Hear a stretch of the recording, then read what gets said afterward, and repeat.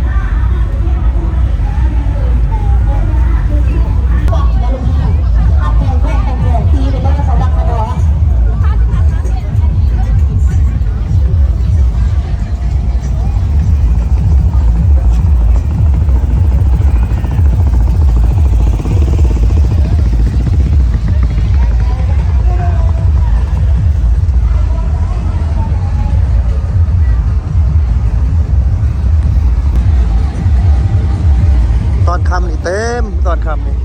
ตอนนี้มันยังเว้นอยู่คนเขาก็กำลังเริ่มมาเกี่ยม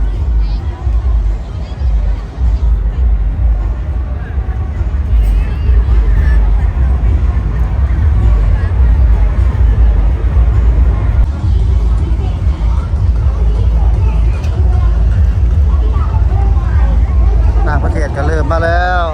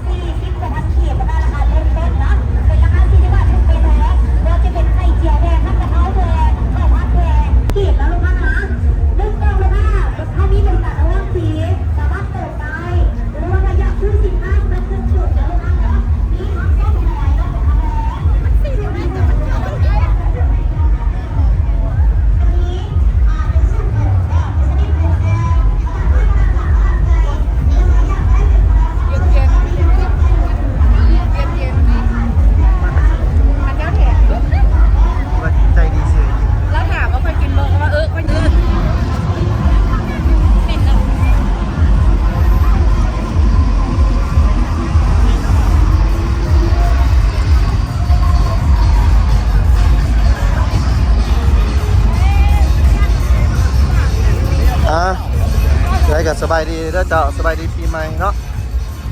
รถเอาพาบรรยากาศให้เบิ่งไลฟ์ก่อนการเว้าเด้อเจ้าขอบเขตสีหอกสีหอมตอนนี้คนกำลังเริ่มมาเนาะเพราะว่าส่วนใหญ่มัน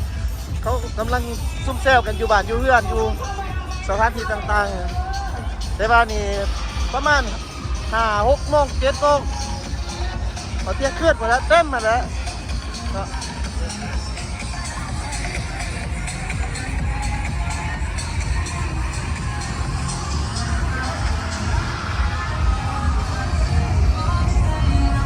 วันยักษ์สิฟังห้องไผ่แล้ว ธรรมดาไม่เดือดแล้วสีหอมเสร็จเติมพอยตอนนี้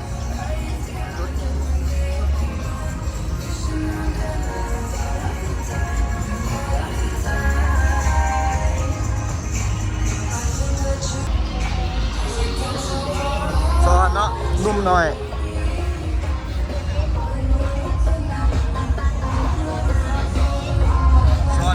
เบาสาวเขาทักแท้แบบ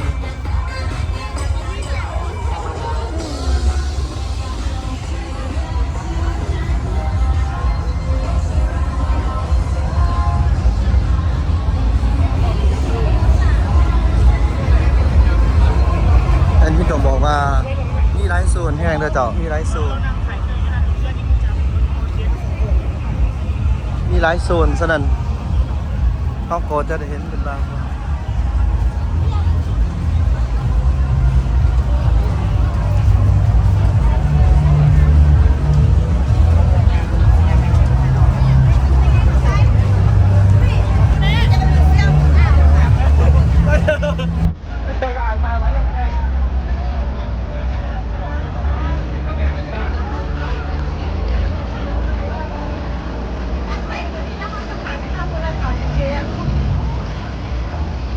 โอ้เยี่ยมอยู่กันยังมีเลยนี่คืนที่สองเลยนี่นะมือที่สองพูดเปียให้เป็นพูดไปเลยมาครับสนุก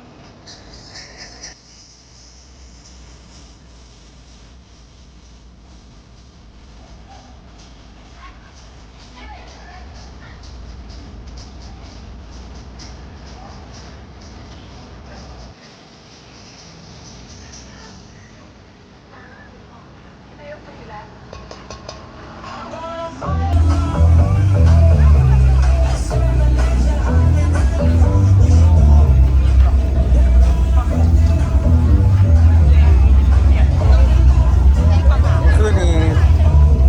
ไปเต็มมาแย่กันจนยางจะสิบว่าได้ป่ะน่ะคืน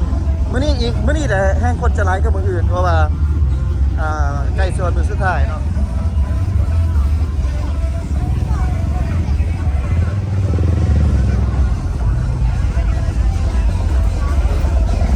เอ็ดมินจะอัปเดตถนนหนทางให้เบิ่งน้ำเลยจากตะปส้มปูคันกรีดแล้วเมื่อไรเนาะคือมาเป็นปูแล้วเมื่อไรปูแล้วลูกยางแล้วมาสัก